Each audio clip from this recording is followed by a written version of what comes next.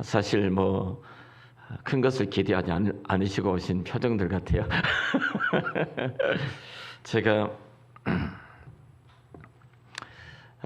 우리 신년 부흥회 이 말씀을 준비하면서 이 본문은 정말로 제게 항상 묵상할 때마다 다윗의 마음을 가득 부어주시기 때문에 자주 묵상을 하고 또 이 말씀 속에 제 자신에게 많은 은혜와 도전을 주고 격려와 응원을 주는 말씀이기도 합니다.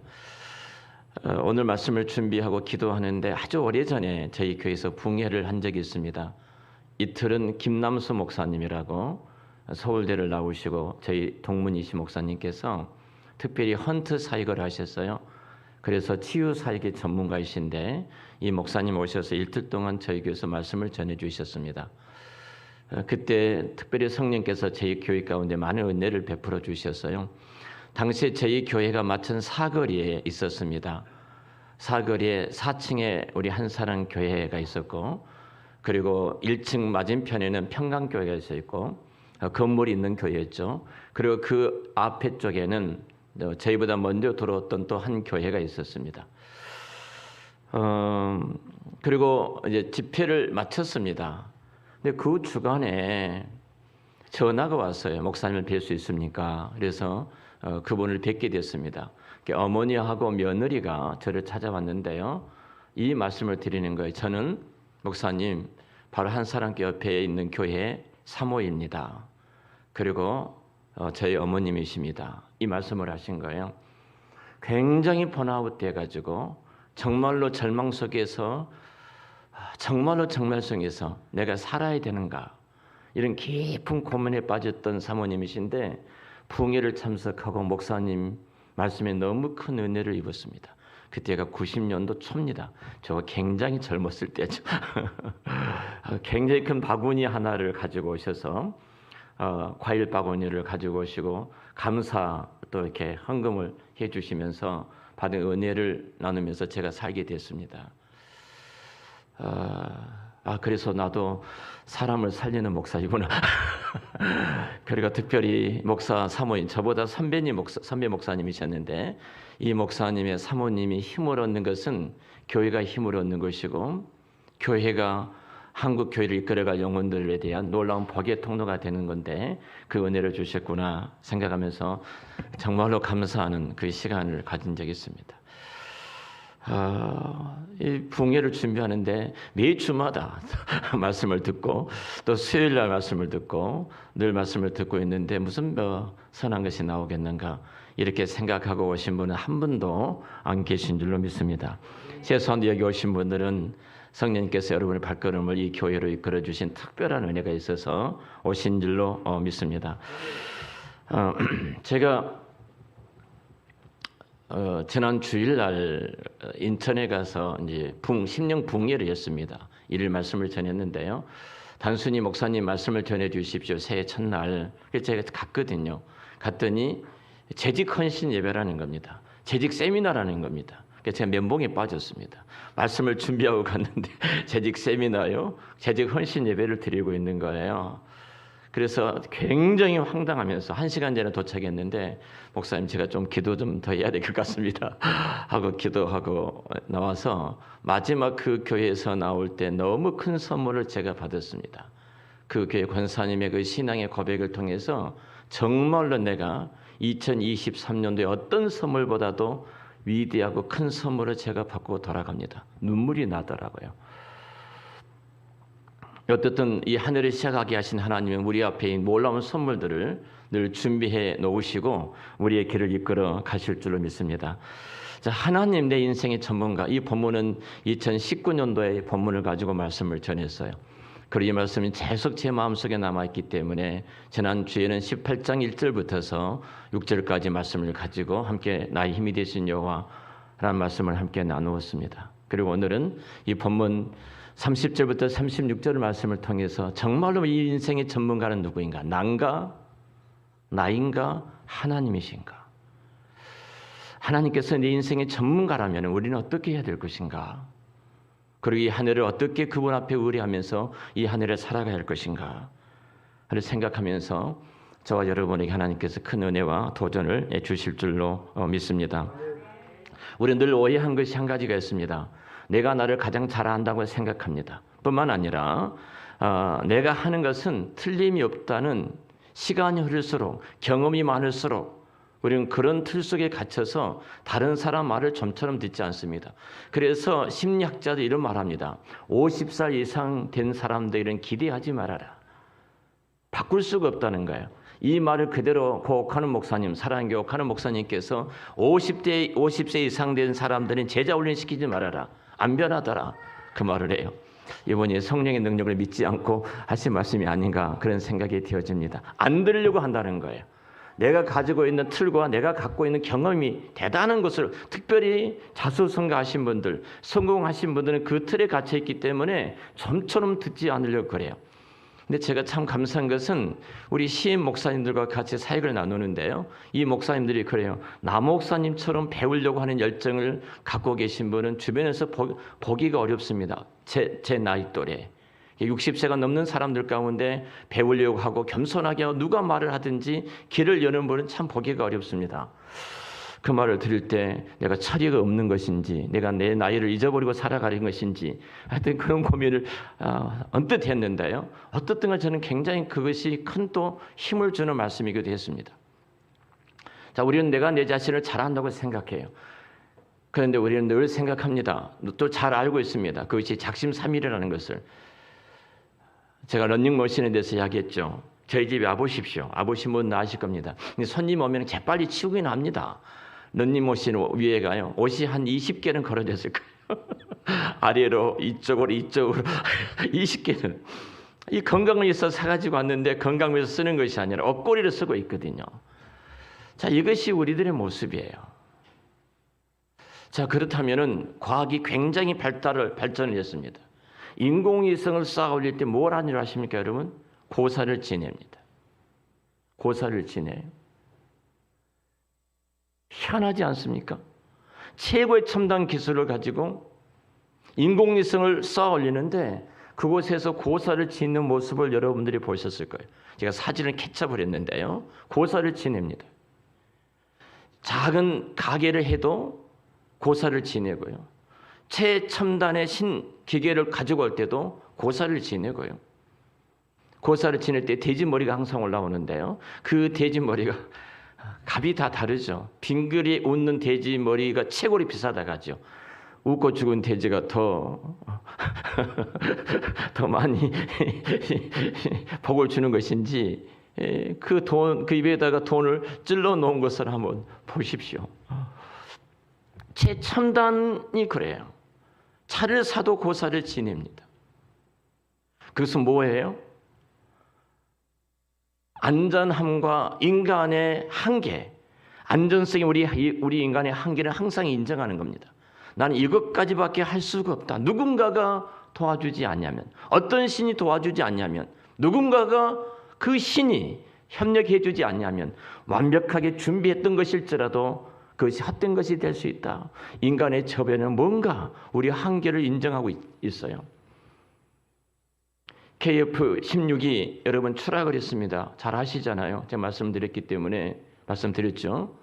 그 너트에 연료 탱크에 들어가는 그 너트 하나가 빠졌어요. 조이는 너트 하나가.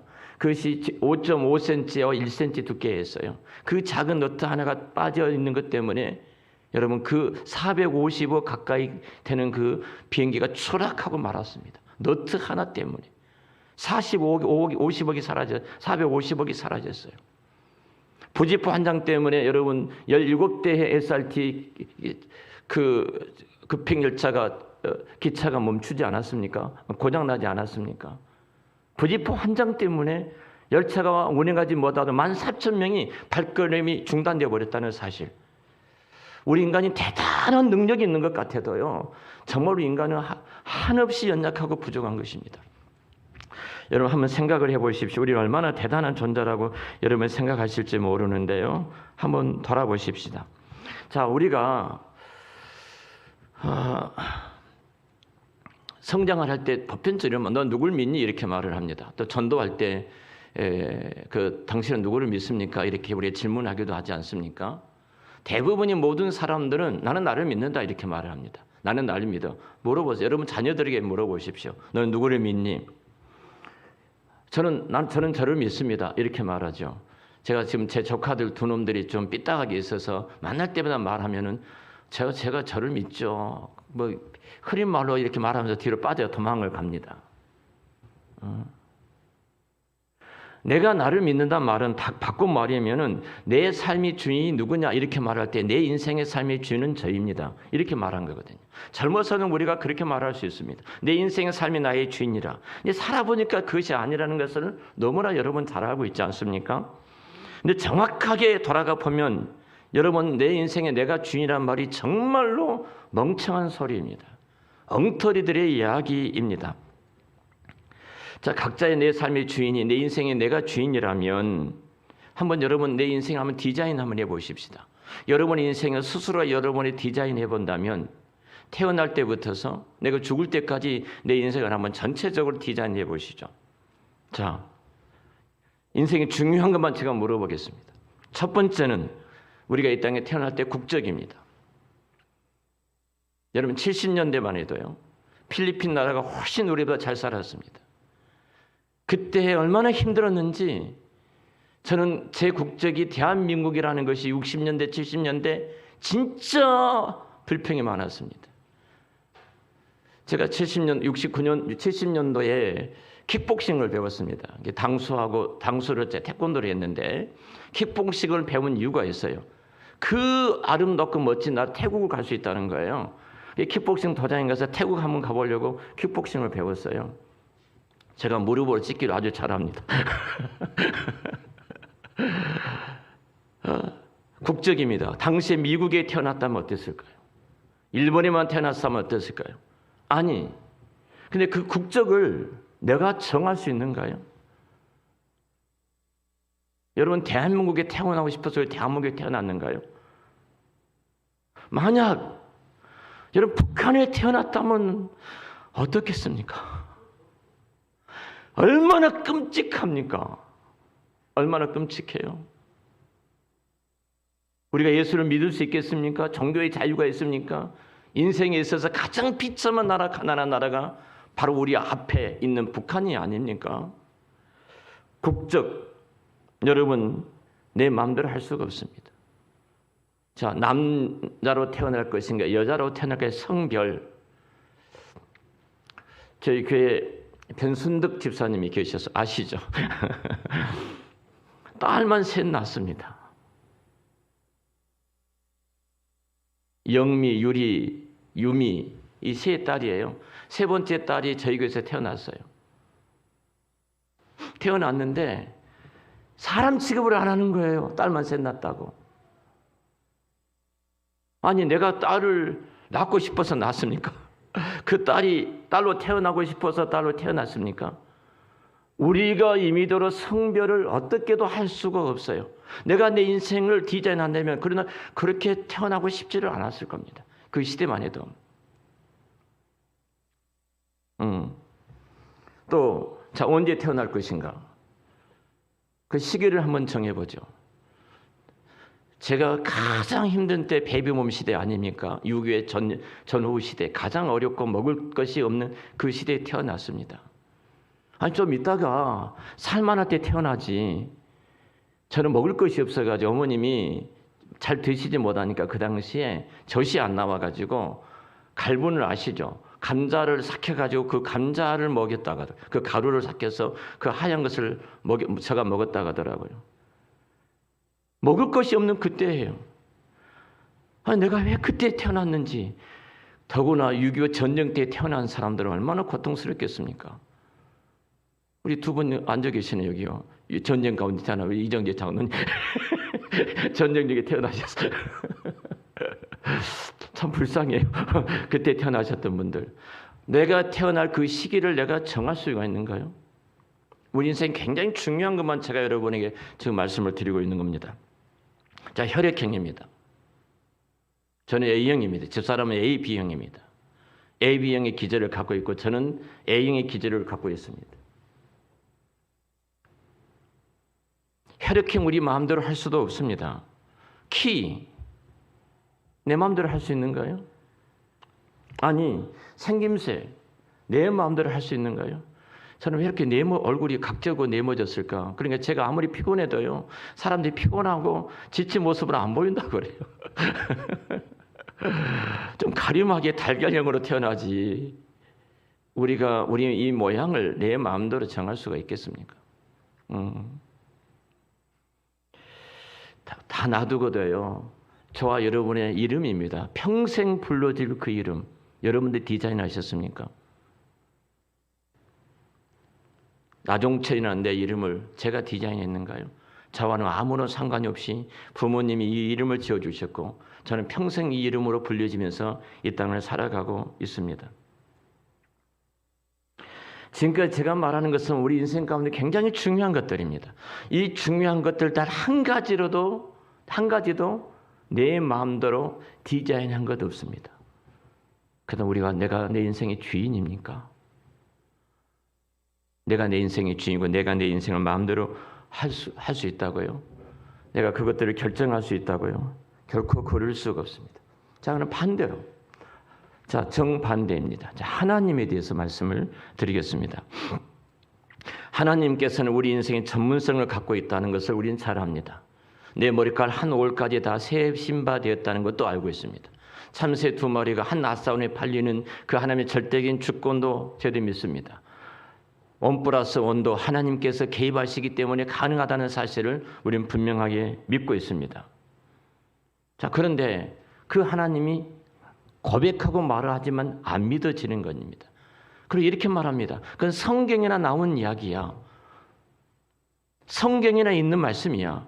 나와는 상관이 없어. 하나님은 그러신 분일까요? 내 인생과 아무런 상관이 없이 그렇게 일해 가실까요? 어제 여러분들이 우리 백승일 목사님 말씀을 들으셨을 거예요. 그리고 우리 카톡에 황성교사님이 글이 올라온 것을 여러분들이 보셨을 줄로 압니다. 황성교사님이 당시 저는 이미 들었기 때문에 알고 있는데요. 백승열 목사님께서 이제 붙잡혀서 그 광저우에 있는 정교국이 아니라 북경에서 내려왔으니까 이거 꼼짝할 수 없습니다. 그런데 그것을 뒤졌을 때 거기에 황성교사님 그 핸드폰 사건이 등장을 합니다. 이곳하고 황성교사님이 계신 곳은 광저우에 있는 이 화산학교에서 황성교사님을 그렇게 선교를 섬겨주셨는데요. 그 2,000km 떨어진 그곳에서 어떤 일이 일어났는가? 뭐 들어보신 분 계실 겁니다. 핸드폰을 분실했습니다. 만약 그 핸드폰이 분실되지 않았다면 바로 황성교사님도 바로 체포돼서 추방이 됐을 거예요. 그 핸드폰이 분실되어지고 중국인이 새로운 핸드폰을 하나 구매해서 사주시고 그 처음에는 굉장히 힘든 시간이었어요. 나중에 광저우에 있었던 이야기를 들어보니까 그 시간에 얼마나 하나님께서 정확하게 2,000km 떨어진 그 거리에서 일하고 계신 하나님. 그 하나님 믿습니까? 내가 내 인생의 전문가라고 말하지만 가장 우리는 아무것도 할 수 없는 자들이 우리들입니다. 나예요, 나. 자, 이것을 고백한 것이 신앙의 출발이고 이것을 고백한 것이 그리스도 하나님 그분을 경험하고 누리는 축복된 시간인 줄로 믿습니다. 하나님의 역사입니다. 자, 그렇다면 우리 한번 돌아보죠. 나를 신뢰하는 것하고 하나님을 신뢰하는 것, 누구를 더 우리가 신뢰를 해야 할 것인가? 이 싸움이, 이 선택이 우리 안에 이루어집니다. 나를 내 어머니 뱃속에 내 어머니 모태에서 나를 조직하시고 때가 되어 이 땅에 태어나게 하신 하나님 뿐만 아니라 내 인생의 계획을 설계하시고 오늘에 이르기까지 내 인생을 이끌어 가신 하나님, 모든 만물을 주관하시면서 그 주관하신 하나님께서 그 딸을, 그 아들을, 그 형제와 그 자매를 통해서 이루실 하나님의 거룩한 경륜이 계시게 그 일을 계획하시고 진행하신 하나님. 제가 한 통의 카톡을 받았습니다. 우리 나일 집사한테 카톡을 받았습니다. 이런 글이었습니다. 둔청동 33바트 아파트가 됐습니다. 점수가 53점입니다. 불가능합니다. LTD인가 LTA인가 그것이 묶여가지고 돈이 안 나옵니다. 정부에서 그 현찰 돈을 갖고 있어야만 되어지는 거예요. 근데 다자녀 자녀를 신청하려고 했더니 이것이 19평, 19평밖에 안 되는 겁니다. 얘를 데리고 어떻게 그곳에 살라고. 그래서 그걸 포기하고 일반 분양을 신청을 했습니다. 33평이 당첨이 되는 거예요. 돈이 안 됩니다. 재원에 4억을 사고 리모델링 했기 때문에 돈이 다 들어가서 아무것도 없는 거예요. 이 일을 진행해야 됩니다. 또 계획서를 써내야 되는 거예요. 언제 돈을 얼마를 어디서 만들어서 쭉 써서 내야 됩니다. 굉장히 까다로운 거예요. 강남 이쪽이 다 묶여 있어가지고. 근데 오늘 강동구가 풀렸다는 겁니다. 강동구가 풀려가지고 모든 거 다 해준다는 겁니다. 그러면 사는 말이 53정 가정 죽었다 깨놔도 될 수 없는 그 아파트를 받게 됐다는 거예요. 안 기쁘신가요? 아, 내일 좀 기뻐해 주세요. 제가 이렇게 문자를 보냈어요. 하나님을 사랑하고 주님의 교회를 사랑한 너희들을 위해서 하나님이 모든 환경과 여건과 상황을 다 조성해서 그 일을 이루어가고 계신다. 믿습니까? 이것이 하나님의 자녀들이 누리는 복이에요. 자, 이 하나님을 신뢰하겠습니까? 아니면 내 인생을 살아봤던 경험과 능력과 지혜와 명철과 갖고 있었던 계획들, 내가 살아봤던 삶의 모든 그 토양들을 신뢰하면서 이 땅을 살아가시겠습니까? 제가 한 분은 더 소개하겠습니다. 어제 여러분 대부분이 회사가 시무식을 했을 것입니다. 제가 참 존경하고 사랑하는 한국 유기농 주식회사에 가서 어제 시무식 예배를 이렇게 섬기고 왔습니다. 한 300명 직원들이 앞에 다 앉아 있고 한 30명 정도 앞에 나와서 특송을 하는데요. 예수 그리스도 십자가의 그 은혜를 찬양을 하더라고요. 이것은 교회에서나 부르는 거예요. 그런데 직장에서 이 찬양을 하고 있는 겁니다. 막 눈물이 막 나더라고요. 눈물이 나. 그런데 여기는 매월 첫 주에 매월 1일 날 예배를 드리는 곳인데요. 매월 1일 날 예배를 드릴 때마다 예배에 참석해서 강요를 하지 않습니다. 자유다. 그 참석하신 모든 분들한테 5만 원씩 다 줍니다. 가족들이 식사하라고. 그리고 앞에 나와서 특송하신 분들은 10만 원을 줍니다. 아무 말도 안 하셔요. 근데 그 놀라운 것은 정말로 모든 분들이 마치 그 물이 스며드는 것처럼 그 부지포에 물이 빨라들고 스며든 걸 스며들어서 신앙과 믿음의 자리에 들어가게 되어져요. 이번에도 제가 말씀드린 적이 김태훈 집사가 거기 회사 직원이 있었기 때문에 너무 잘하시는데요. 지금 교산 지구에 한 3,000평 땅과 동이 한 4개인가 본사에만 4개 있으니까 그 2곳에 있으니까 한 6, 7개 될 것 같습니다. 근데 이번에 이런 말씀 하시더라고요. 잠깐 예배를 마치고 이제 같이 방 가서 말씀을 나누는데 목사님, 저도 좀 목사님한테 신앙 간증 좀 하고 싶습니다. 그래요. 그래서 장로님 무슨 신앙 간증을 하시려고요? 저 자랑 좀 하겠습니다. 그러더라고요. 단 한 번도 목사님한테 말씀을 드린 적이 없는데 저는 경상도 어디에 참 이곳에서 살았습니다. 그 고등학교 다닐 때 전교에서 3등을 했습니다. 그런데 고등학교 2학년 때 중퇴를 했습니다. 깜짝 놀랐어요. 왜 그랬습니까? 그랬더니 당시에 박정희 대통령이 국기에 대한 경례를 실시할 때예요. 이승만 대통령은 국기에 대해서 이렇게 주목인가 있잖아요. 근데 박정희 대통령이 정권을 잡고 나서 국기에 대한 경례를 이렇게 하도록 한 거예요. 근데 그 교회 목사님께서 경례하는 것은 다니엘처럼 우상 앞에 숭배하는 것 때문에 목숨을 내걸고 하지 말아야 된다. 이렇게 말씀을 하신 거예요. 그 말씀을 그대로 받은 거예요. 그러니까 교무실에 딱 들어가면 경례를 다 하고 들어가야 돼요. 경례를 하지 않고 들어가면 늘 붙잡아서 한 줄 끌려가는 한 20명 정도 끌려갔답니다. 근데 그 가운데 2명이 목사님 아들도 있었다는 거예요. 나중에는 모두가 다 이제 국기에 대한 경례예요. 학교에서 압력을 넣고 이놈들이 선동주자다. 이렇게 국가에 대한 반역 행위다. 막 이렇게 당시는 그랬지 않습니까? 밀어붙이니까 다 이제 포기한 겁니다. 이분만 끝까지 하니까 교장실에 끌려간 거예요. 너는 국가의 혜택을 받고 살아가는데 이 국가를 위해서 너는 이렇게 하면 국가를 모두 강기 때문에 너는 뭐죠? 정학, 퇴학을 시켜야 된다. 이렇게까지 압력을 넣더라는 거예요. 그 말을 듣고 어머님한테 가서 말씀을 드렸어요. 제가 오늘 교장실에 가서 이렇게 됐습니다.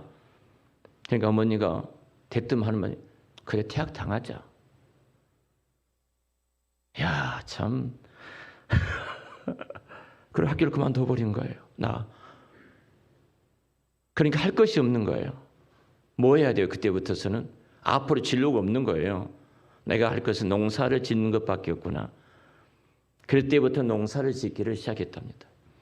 농사를 짓고 농사를 짓는데 1200평 농을 갖고 농사를 짓는데 이 부채가 늘어났는데요.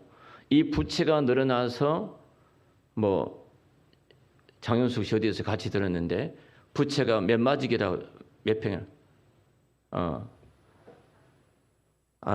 부채가 하여튼 상상도 할 수 없는 농사를 짓다가 뭘 잘못했는지 그렇게 져서 모든 희망이 끊어져 버린 거예요. 실패한 거죠. 하나님을 선택해가지고 할 수 있는 것은 농사 짓는 것밖에 없고 내 인생에 있어서 이제는 끝난 거예요. 갈 곳이 없는 거예요.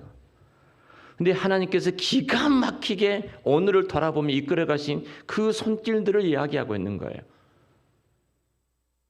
서울에서 사업하신 분이 자기가 무슨 용농 조합에 무슨 회원이어서 하고 있는데 서울에서 그 유기농을 하셨던 어떤 분이 같이 사업을 합자를 하자 올라왔는데 빛이 나고 기도원에서 2년 동안 기도하고 기도할 때 하나님께서 제 마음속에 참 평안을 주셔서 이제 내려가라.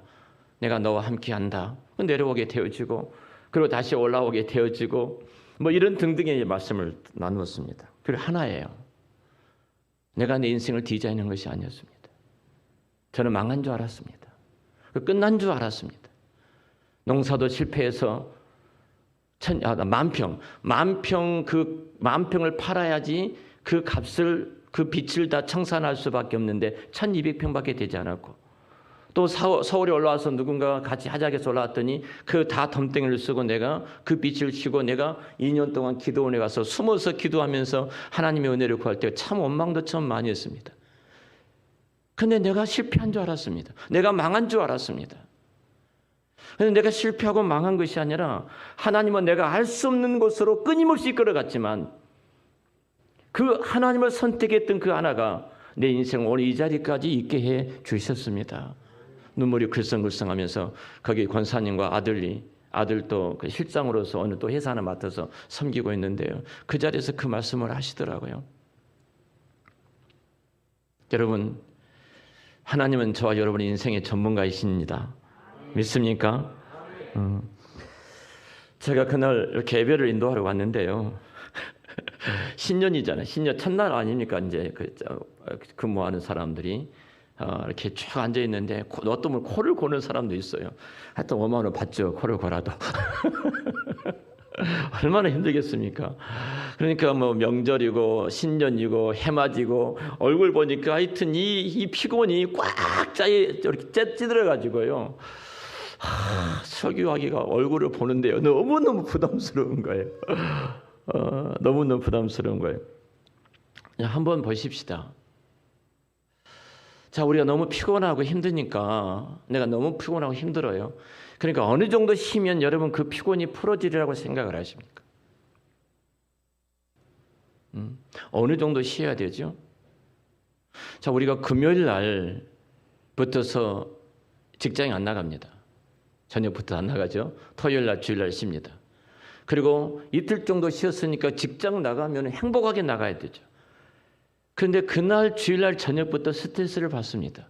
내일 직장에 나가서 근무하려고 생각하니까 진짜 막 그 스트레스를 받는 거예요. 그래서 우리는 월요병이라고 하지 않습니까? 모든 직장인들이 이 병을 앓고 있습니다. 우리 성도님들 그렇지 않죠? 사명을 감당하기 위해서 직장에 가니까 영혼을 구원하고 제자 삼고 하나님 나라를 세우기 위해서 번영받은 선교 현장에 직장에 나가시니까 모두가 웃고 가시죠.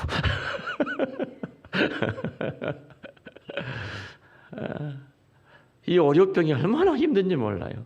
자, 휴가가 있습니다. 얼마나 쉬어야지 얼마나 쉬어야지 여러분 쉼이 얻어질까요? 우리 일주일 동안 휴가를 얻어서 쉬어보지만 또 직장인 갈 때 또 힘이 돼. 휴가병이 또 있습니다. 더 힘들어요.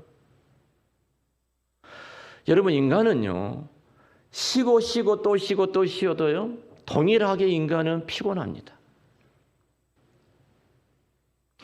내가 세상에 어떤 것을 소유하면 그것이 만족하고 행복을 주라고 생각하는데요, 아무리 채우고 또 채워도 인간은 결국 만족하지 않는 것이 인간인 줄을 믿습니다.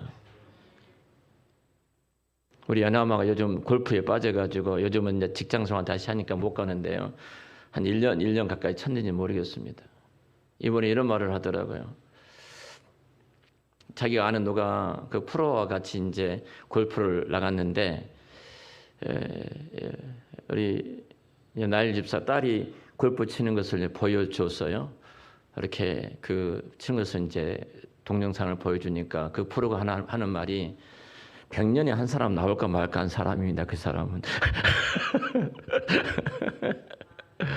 요즘 스크린이 간지 모르겠지만 못 가니까 얼마나 답답한지 몰라요.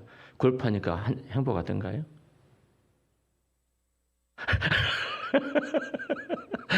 스트레스가 확실히 풀어지던가요?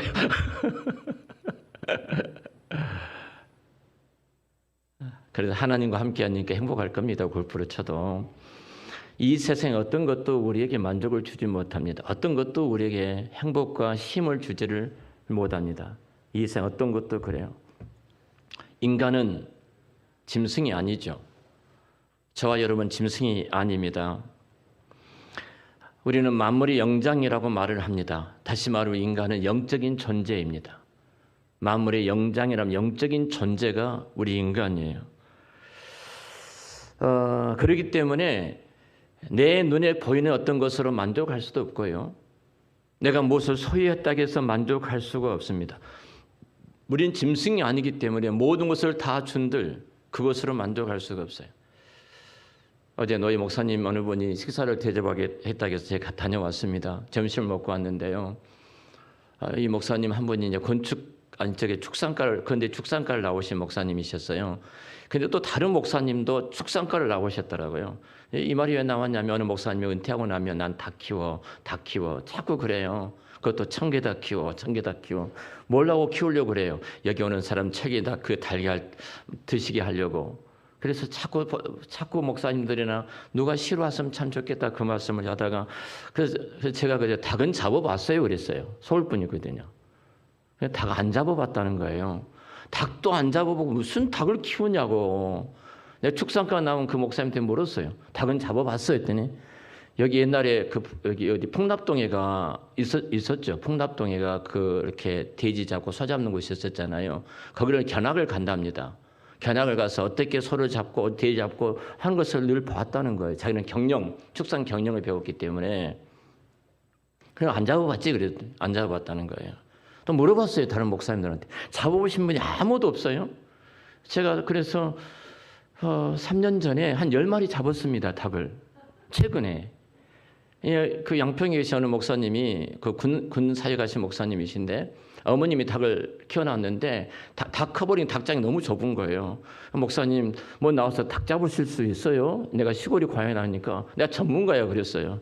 10마리를 잡았습니다. 닭장을 비워줘야 된다고 좀 이렇게. 여러분 이 닭은요 사람이 잔인해져요. 이런 거 잡으면 잔인해지니까 절대 하지 마세요. 저도 얘기했습니다. 그 짐승 가운데 가장 미련한 짐승이 돼지 아닙니까? 돼지 잡아보셨죠? 그 목사님이 그러시더라고요. 돼지 손은 딱 잡으려고 하면 운대요. 그리고 들어가면 딱 풀이 죽어서 그렇게 막 힘을 쓰다가도 이렇게 딱 기가 꺾여서 그냥 간대요. 이렇게 시들어져가지고. 돼지는 옆에 죽어가도 꿀꿀거리고 먹고 그냥 뛰어논다는 거예요. 여러분 짐승들은요 무엇으로 만족할 거예요? 그냥 그들은 먹고 사는 것으로 만족할 겁니다. 근데 인간은 그럴 수가 없는 겁니다. 영적인 존재이기 때문에 그래요. 사실 우리는요 우리의 마음은 하나님께서 우리 마음은요, 우리 마음을 만드신 것은 하나님께서 우리와 함께 하시려고 마음이란 초소를 만들어 놓으셨어요. 그러니까 하나님이 우리 초소의 주인으로 왕으로 거하시지 아니하면 우리 인간은 어떤 것을 해도 만족함이 없고 어떤 것을 해도 쉼이 없고 어떤 것을 해도 행복함이 없어요. 2023년도에는 그 하나님을 내 마음의 초소에 왕과 주인으로 모시고 살아가심으로 인생의 전문가이신 그 하나님을 주인으로 모시고 살아감으로 참된 행복과 쉼을 누리시는 한 해가 되시기를 축원합니다. 어린아이들, 오늘 제가 우리 예안이랑 같이 제 방에 있었습니다. 제 방에 있으면서 이런 이야기 저런 이야기도 나누고, 근데 얼마나 그냥 혼자 잘 노는지 제가 미안할 정도로 잘 놀아가지고 나중에는 제가 카봇을 보여줬어요. 카봇 그래서 보여줬는데요. 아이들은 그래요. 아이들은 한번 생각해 보세요. 젖병이 박스로 가 있고 젖병이 쭉 일렬로 나열했다고 해서 그 젖병 때문에 애들이 만족하실 줄 아십니까? 장난감을 산더미처럼 쌓아놔서 그 산더미처럼 쌓아놓은 그 장난감으로 아이들이 만족하고 행복할 줄 아십니까? 그 아이들에게 기저귀를 한 차 될 정도로 그 방에다 쟁여놨다고 해서 만족할 줄 아십니까? 만족이 없습니다. 그 아이가 엄마 품이 돌아오기 전에는, 엄마 품에 안기기 전에는 아이는 어떤 행복도 만족도 없어요. 우리가 마찬가지예요.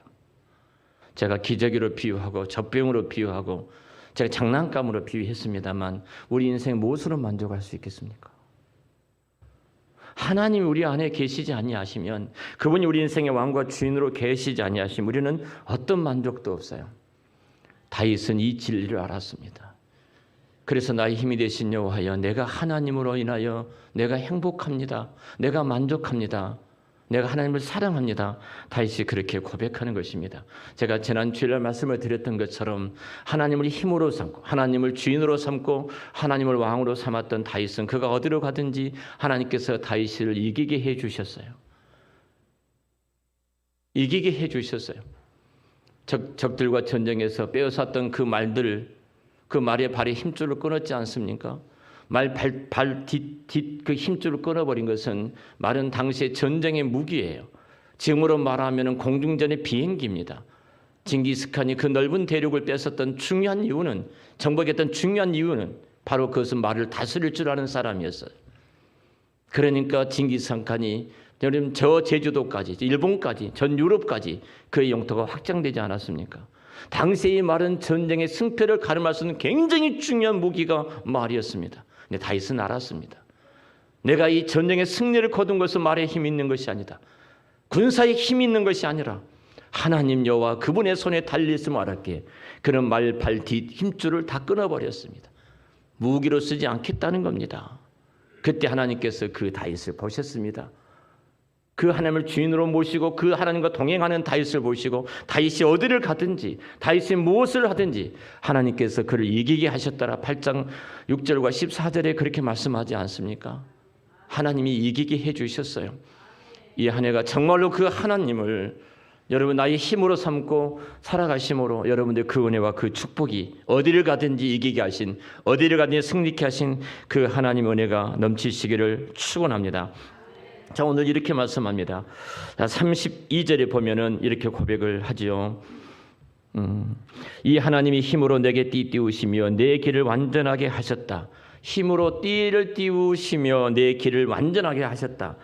내 길을 완전하게 하시기 위해서 하나님 무엇을 내게 이루어 주셨냐면 내 띠를 띄워 주셨다. 이렇게 말씀합니다. 띠를 띄워 주셨다.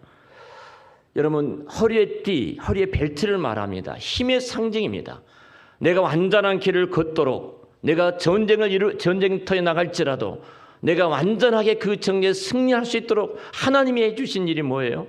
내 허리에 벨트를, 힘의 벨트를 차고 주신 거예요. 여러분 모든 힘은 허리에서 나오지 않습니까? 여러분 그 허리에 힘을 주셔서 전쟁에서 이기게 해주신 분이 하나님, 완전케 해주신 분이 하나님이라는 사실입니다. 33절은 이렇게 고백합니다. 나의 발을 안사슴 같게 하시며 나를 나의 높은 곳에 세우셨도다. 내 발을 안사슴 같게. 제가 지난주에도 말씀드렸던 것처럼 다윗을 죽이려고 사울이 얼마나 발버둥을 쳤습니까? 이 전쟁에 나가면은 질 수밖에 없는 전쟁을 만들어 놓은 거예요. 밧세바의 남편 우리아가 죽었던 것처럼 다윗을 그렇게 만들어 놓은 거예요. 패배할 수밖에 없고 질 수밖에 없는 전쟁을 만들어 놓고 다윗을 보낸 겁니다. 죽이려고. 근데 다윗은 승리를 거둬버립니다. 자객을 보냅니다. 제가 활의 사람이라고 그랬죠. 창의 사람, 창을 정말로 잘 던지는 사람이었습니다. 그 창으로부터서 다윗의 생명을 보호해 주셨습니다. 다윗이 걷는 길은 정말로 험악한 산 중의 산, 골짜기의 골짜기, 바위 틈 같은 그런 곳이에요. 근데 그곳에 뭐라는 거예요? 암사슴 발처럼, 암사슴같처럼 꽁충꽁충 뛰게 하셨다는 겁니다. 전쟁터에서도, 전쟁 중에서도 지치지 않고 생명의 이해부 없이 그곳을 꽁충꽁충 뛰어가는 암사슴의 아름다운 모습을 보시기 바랍니다. 최고의 아름다운 모습으로 암사슴이에요. 그렇게 그 길을 걷도록 하신 겁니다. 완전한 우리 인생의 전문가이신 주님과 동행하는 순간 이 하늘을 저와 여러분이 그 길을 그렇게 걸어가게 될 줄로 믿습니다. 그 은혜가 함께 하시기를 축원합니다. 뿐만 아니라 또 30 바로 이에서 또 이렇게 말씀을 합니다. 34절에 내 손을 가르쳐 싸우게 하시니 내 팔이 놋활을 당기며 내 손을 가르쳐 싸우게 하시니 팔이 꽁충꽁충 뛰게 하셨을 뿐만 아니라 내 손의 힘입니다. 이 활을 내 팔이 놋활을 당기도다. 놋활을 당기도다. 이 말은 활을 굽혀서 줄을 만들어서 그 활 시를 만들죠. 자, 그 손에 힘이 있어서 활을 시를 당길 때 백발백중할 수 있는 그 적중률을 내 손에 허락해 주셨다는 거예요. 다시 말하면 내 손이 무엇을 대든 내 손이 무엇을 하든 그 손이 늘 승리케 하는 복된 손이 된다는 말씀입니다. 여러분의 팔이, 여러분의 손이 그 은혜가 그렇게 넘치시기를 축원합니다. 제가 특별하게 그 30절을 좀 가지고 이제 정리를 좀 해가도록 하겠습니다. 30절에 이렇게 말을 합니다. 하나님이 도는 완전하고 여호와의 말씀은 순수하니 그는 자기의 피하는 모든 자에게 방패로다. 자, 이 도란 말은 델렉이라는 단어인데요. 길입니다. 하나님의 길은, 하나님의 경영은 완전하다는 겁니다. 그 우리가 실패처럼 보여요. 망한 것처럼 보여요.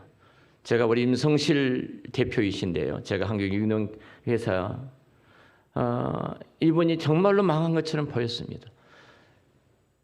뜻을 정한 다니엘처럼 거신적 교회를 다니셨는데 그 목사님이 주셨던 그 말씀을 붙들고 거부한 것 때문에 학교를 그만둘 수밖에 없어 농사를 지을 수밖에 없고 농사를 짓다가 어찌 된 것인지 1600명인데 600평인데 10,000평을 팔아도 갚지 못한 부채에 안겨졌고 이것 때문에 서울에서 누가 사업을 해보자 해서 올라왔는데 또 덤탱이를 써가지고 결국은 신용불량자가 되고 올 때 갈 데 없이 되어지고 내 인생이 뭔가 그때는 당시에는 모든 친구들이 너 계속 그냥 격려하고 학교 다니고 공부 잘했으니까 좋은 대학 갔으면 성공했을 텐데 친구들 가운데 의사도 있고 친구들 가운데 뭐 교수도 있고 그 이야기를 쭉 하시더라고요. 그때는 가장 망한 사람처럼 보였다는 겁니다. 근데 이 말씀을 하시더라고요. 목사님, 모든 친구들이 저를 부러워합니다. 모든 친구들이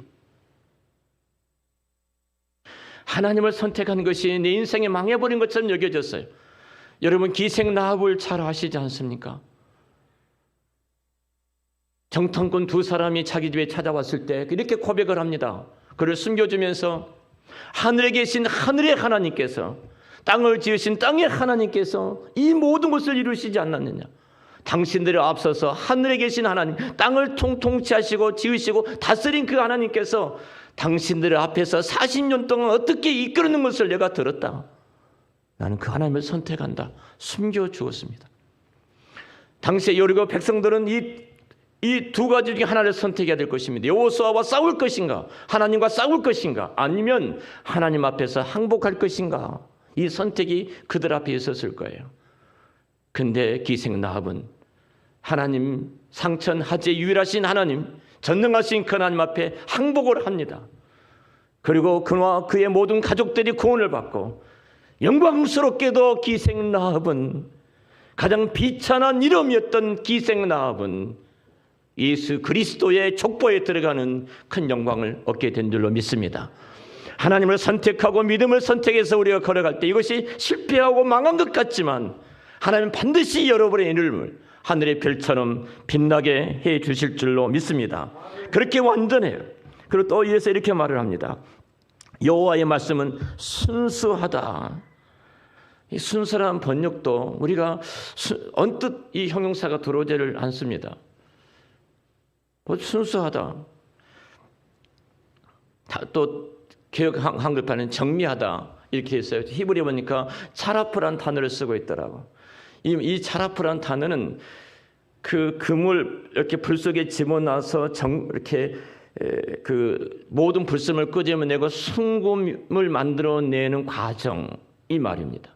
다시 말하면 철을 계속해 불 속에 집어넣고 두들기고 집어넣고 두들기면서 모든 불순물 다 제거한 다음에 강철을 만들어내는 것처럼 재련, 이런 단어예요. 다시 말하면 하나님의 말씀을 한번 봐라. 수없이 시험해 봤다는 겁니다. 불 속에 집어넣고 아니다, 또 끄집어내고 계속 반복해 봤는데 이 말씀은 완전한 하나님의 말씀이다. 빈틈이 없이 틀림이 없는 하나님의 말씀이다. 이 말씀으로 말씀을 하고 계시는 겁니다. 여러분, 그러고 나서 30절에 이렇게 말합니다. 우리말 성경에는 빠졌어요. 히브리는 한 키가 굉장히 중요한 단어가 있는데요. 순수하다. 자, 그러므로 이 단어가 빠졌습니다. 그러기에 이 말입니다. 그러기에, 그러므로 이 단어가 빠졌는데요. 자, 그러므로, 자, 그러기에, 그러기 때문에 이 키입니다. 여호와께 피한다 이 말이에요. 그러기 때문에 여호와께 피해야 된다. 세상 바라보지 말고 여호와께 피해야 된다. 그때 하나님께서 모든 자들의 방패가 되어주신다. 할렐루야. 바로 이 은혜가 있으시기를 축원합니다. 제가 참 우리 좋아하는 축구 선수 가운데 한 분 계시죠. 얼마 전에 우리 교회 와서 말씀을 전했던 우리 이영모 목사님, 최초로 한국에서 그라운드에서 무릎을 꿇고 기도했던 이영모 목사님의 말씀을 여러분 들으셨습니다. 이영모 목사님께서 정말로 축구 선수 가운데 몇 사람의 신실한 그리스도인들을 이야기합니다. 그 가운데 한 사람이 이영표 집사입니다. 여러분, 이영표 집사, 자, 월드컵을 앞에 2002년도 월드컵을 앞에 놔두고요. 그 종아리 근육이 12cm가 찢어져 버렸습니다. 그러니까 이제는 끝나버렸어요. 모든 신문, 우리나라 국내 모든 신문들은 이영표 선수 뛸 수 없다 이렇게 했습니다.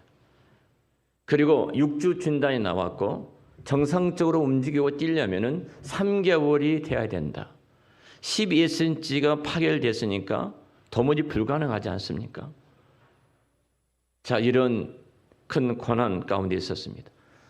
하나님 앞에 2021년도 예수님 만났어요. 인격적으로 예수를 만난 거예요. 1년 전에. 그 얼마나 하는 기도를 많이 했겠습니까? 모든 축구 선수들의 꿈이 있다면 그 꿈은 하나예요. 월드컵 대표가 되는 것입니다. 뭐 이기고 지는 것은 놔두고 2002년도 한일 월드컵을 개최하는데 거기에 대표 선수를 뽑아서 세워주신 것이 얼마나 감사했겠어요. 너무너무 감사한 거예요. 어떻게 보면은 월드컵 대표로 된 것이 하나님이고 국가대표가 된 것이 하나님 은혜였고, 그리고 1년 반 동안 전 세계를 다니면서 훈련을 받고 선수를 뛸 수 있었던 것이 너무너무 감사해 왔어요. 하나님의 은혜입니다. 2001년도에 인격적으로 예수님을 만나고 그가 그 은혜가 너무너무 커서 감사함으로 늘 전도를 했습니다. 사실 첫 월드컵인데 평생 축구 선수에게 평생 한번 올까 말까한 대표 선수가 되어져서 월드컵에 출전하는 그 영광을 얻게 됐다고 생각해 보십시오. 그런데 12cm 근육이 파열되어 버린 겁니다. 더 이상 기부스에서 움직이지도 못하게 되어버린 겁니다. 근데 선교사님한테 전화를 받게 됩니다. 화가 납니다. 선교사님이 기도하고 나서 영표 형제, 욥기서를 읽어봐. 욥기서를 읽어라. 그래서 하나님의 말씀으로 받고 욥기서를 읽기 시작합니다.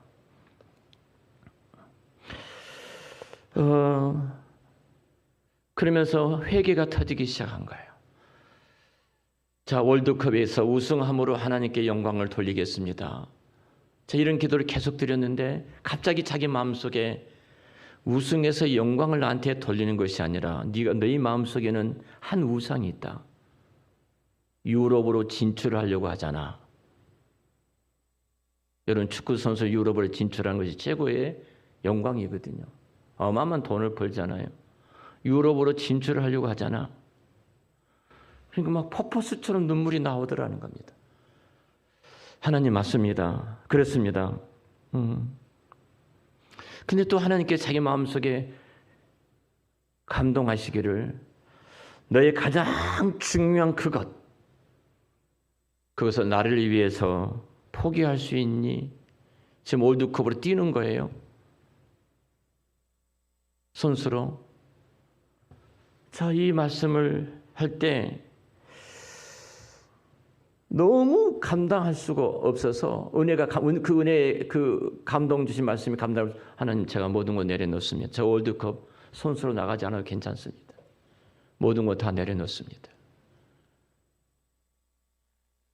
그가 그렸던 인생의 모든 디자인이 다 산산조각이 났습니다. 월드컵 선수로 뛸 수도 없고 더 나가서 유럽으로 진출을 할 수도 없고 그가 성공해서 하나님을 더욱더 자랑하려고 했는데 모든 것이 무너지고 말았습니다. 모든 언론들은 국내의 모든 언론들은 이영표 선수 끝났다. 이영표 선수는 교체할 수밖에 없다. 연일 신문은 그렇게 보도를 됩니다. 그 다음 날입니다. 그 은혜를 받고 그 다음 날, 자, 기부스하고 병원에가 있죠. 그때 네덜란드 이렇게 전남 코치 또 이렇게 치료 이렇게 마사지 하는 이런 분들이 11명인가 된답니다. 근데 한 사람을 전담으로 붙여줬다고 그래요. 그래서 기부스라고 자 일어나지도 못하고 있는데 갑자기 한번 일어나 보라고 하더라는 겁니다. 일어나지도 못하고 기부스하고 누워 있는데 그래서 일어나는데 갑자기 걷고 싶더라는 거예요. 그래서 그 닥터한테 제가 걸어보겠습니다. 걸어보시라고. 걸을 수 있으면. 걷는데 통증이 사라진 거예요. 할렐루야. 근육이 움직이지는 못하는 겁니다. 그런데 걷기를 시작한 거예요. 걷는데 통증이 없으니까 뛰어보겠습니다. 그 기부스를 하고 뛰게 된 거예요, 여러분. 할렐루야. 놀라운 기적이 일어났어요. 그러니까 갑자기 히든칸트 이 말을 하니까 다시 의사한테 가서 제 정밀 검사해 봐라. 이거 오진이다. 이렇게 나온 거예요.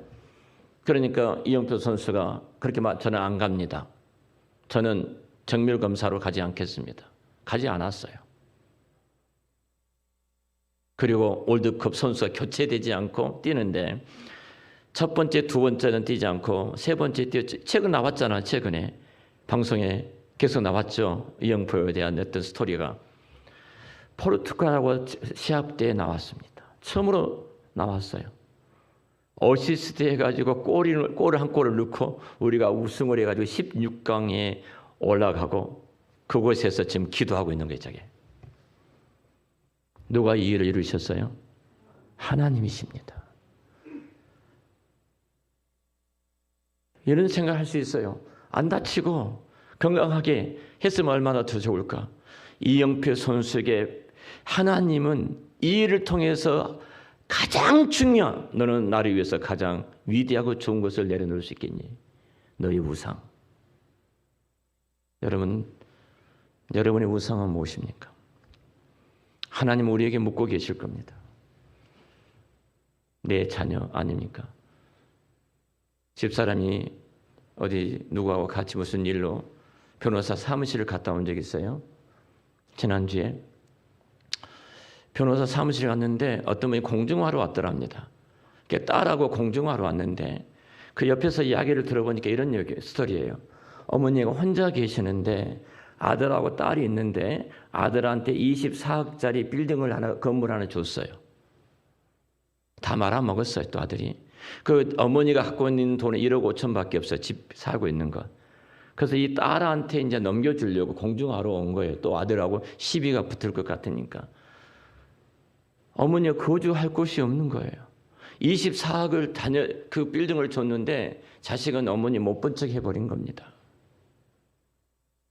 그 딸이, 근데 이 딸한테 1억 5천 물려준 것도 아까워서 막 주저주저하면서 그러더라는 거예요, 집사람이 보니까.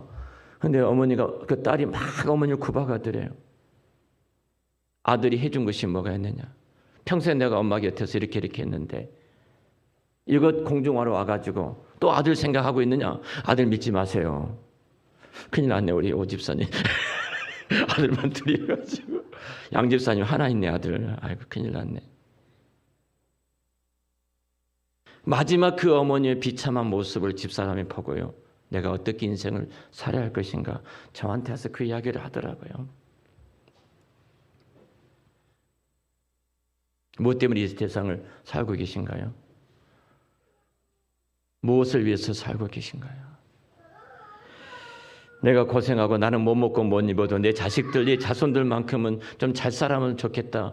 이것이 우리 한국 내 모든 부모들의 그 마음입니다.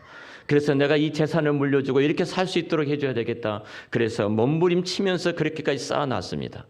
근데 그 자식들은 부모를 고려장시키잖아요.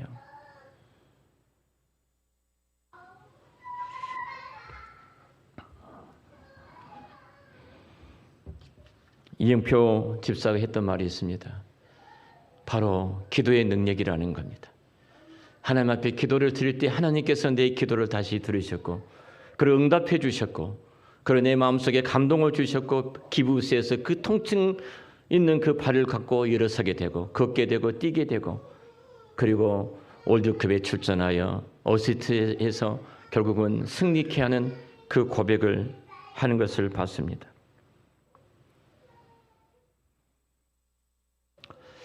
2023년을 시작한 우리 한사랑 정말로 복 있는 성도 여러분 한 분 한 분의 기도 제목을 가지고 제가 어제 오늘 기도를 했습니다.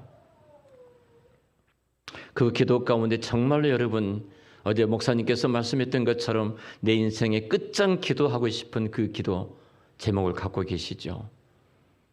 그냥 기도 제목 써내고 끝내지 마시고 어제 그 말씀 기억하면서 정말로 하나님이 살아계신 내 인생의 전문가이신 그 하나님께서 내 인생 가운데 어떻게 일해 오셨는가 그 하나님을 만나는 한 해가 되시기를 축원합니다.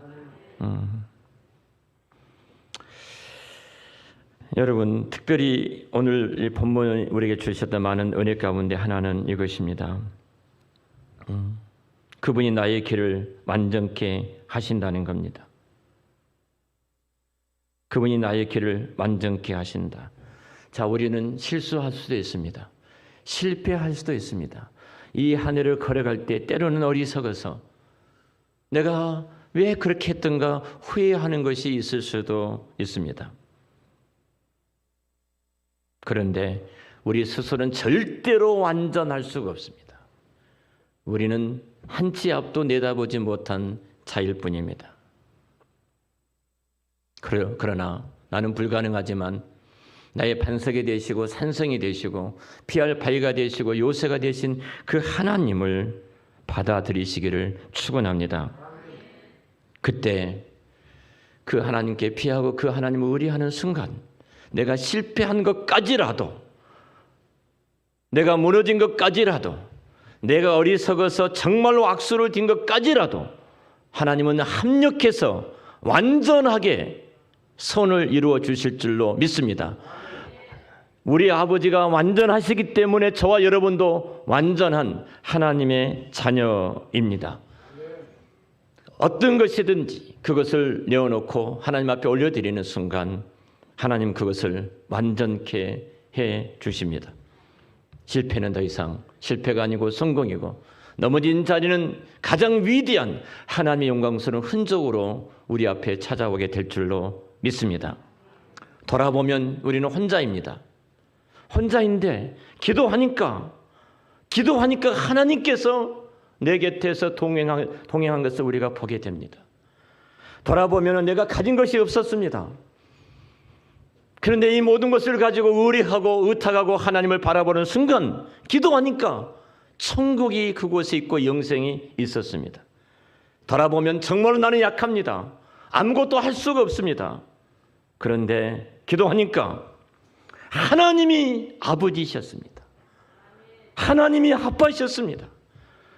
내가 너의 모든 것을 알고 있다. 하나님은 그렇게 우리 가운데 찾아오십니다. 돌아보면 사방이 막혀 있습니다. 사방이 막혀 있는데 내가 기도하니까 하늘이 열려 있고 하늘의 축복의 문이 열려 있는 줄로 믿습니다. 돌아보면 세상이 정말로 막막한데 기도하니까 사방이 축복의 문으로 활짝 열린 것을 보게 될 것입니다. 돌아보면 내가 한 것 같았습니다. 그러니까 기도하고 보니까 하나님이 하신 것이었습니다. 이 한 해를 저와 여러분들이 기도함으로 출발하는 것이 그렇기 때문에 얼마나 영광스럽고 복인지 모릅니다. 이 시간 우리 내 인생의 전문가이신 하나님, 나는 지혜롭지 못하고 연약하고 부족하고 내 경험과 내 방식까지라도 정말로 문제투성이인데 그것까지라도 하나님 앞에 완전하신 전문가이신 그분께 올려드릴 때 완전하게 만드시는 내 인생의 전문가이신 그 하나님 앞에 이 시간 우리 인생을 이 한 해를 내어놓고 올려드리는 그런 시간을 가졌으면 좋겠습니다.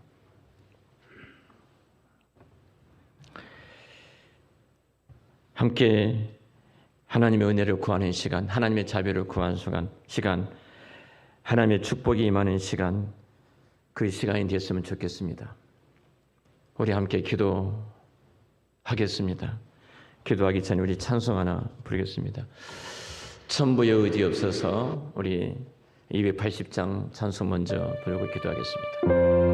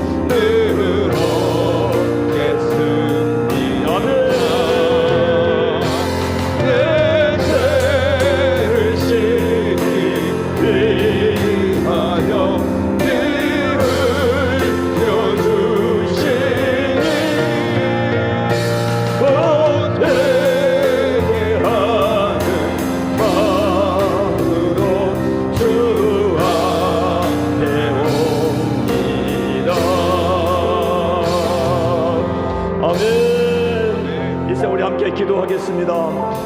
내가 내 인생의 전문가이처럼, 내가 내 인생의 주인인 것처럼 착각에 빠져 살아왔습니다. 그것이 우상이었습니다. 하나님을 대적하는 것이었습니다. 이 시간 성령님 우리 가운데 오셔서 내 인생의 전문가이신 하나님 앞에 모든 것을 내어 맡깁니다. 우리는 지혜롭지 못하고 미식직도 부족하고 연약하고 우리의 경험도 우리가 한계 속에 살아갈 수밖에 없습니다. 한순간도 하나님의 은혜가 없이는 살아갈 수 없습니다. 하나님 이 죄를 회개합니다. 우리 다같이 주여 한번 부르고 내가 내 인생의 주인인 것처럼 착각에 빠져서 하나님 앞에 거슬렸던 죄악들 그 우상들을 내려놓고 회개하는 기도를 하나님 앞에 드리겠습니다. 주여 한번 부르겠습니다.